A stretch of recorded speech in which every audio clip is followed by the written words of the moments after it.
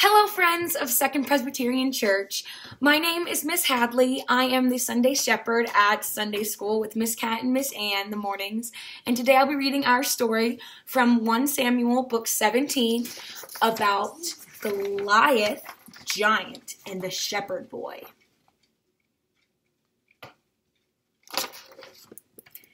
David had an important job.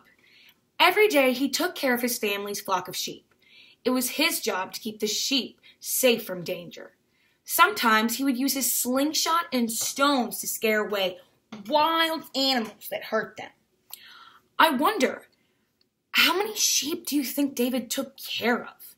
If he had to take care of a whole flock of sheep, that'd be a lot of sheep, a big job and responsibilities. David's brothers were in King Saul's army. Israel was at war with the Philistines. One day, David's father called him from the fields. "Please, take some food to your brothers," he said. "I want to know if they're safe. Go and find out." David set off with the gift of food. It was a long walk, but finally he saw two armies in the distance. The king's army was on one side of the valley, and the Philistine army was on the other. I wonder, why were the armies in the fields up in the valleys? The Philistine army had a soldier named Goliath. He looked like a giant. He was enormous and powerful. Every day, the giant Goliath shouted across the valley to Saul's army and said, "I am the best soldier in all the land of the military. Choose your best soldier, come fight me.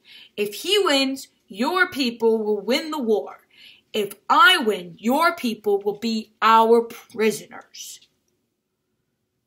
Goliath terrified everyone in the king's army. No one wanted to fight the giant. David heard Goliath shouting as he was approaching with the food for his brothers. He went right up to the king and said, "I will fight this monster," he said. At first, King Saul laughed in his face. "You don't stand a chance," the king said. "You are only a boy." "I have protected my sheep from wild animals," replied David. "God has kept me safe from the wild animals, and God will keep me safe from the giant Goliath." Finally, King Saul agreed to let David fight. He gave David his helmet, armor, and even a sword to wear. But they were too heavy and much too big for him. "I can't move with all this stuff on," David complained. "I'll find another way." David took off the armor, ran down to the river, and found some smooth stones. He walked towards the big, scary giant Goliath. Goliath was astonished. "Have you come to fight me with sling and stones?" Goliath sneered. Then he laughed and laughed at the boy. "My strength comes from God. I am not afraid of you," answered David. I wonder, how could David be so sure and trust God so much?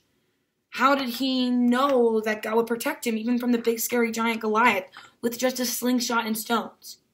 Did anybody tell him? No, but he trusted God. He placed a smooth stone that he got from the river into his handy-dandy sling, whirled it around, and let it go with a snap. The rock shot out, zipped through the air, and hit Goliath right in the forehead. Goliath swayed and staggered and fell to the ground. When the Philistine army saw what David had done, they ran away in fear. They could never take on David.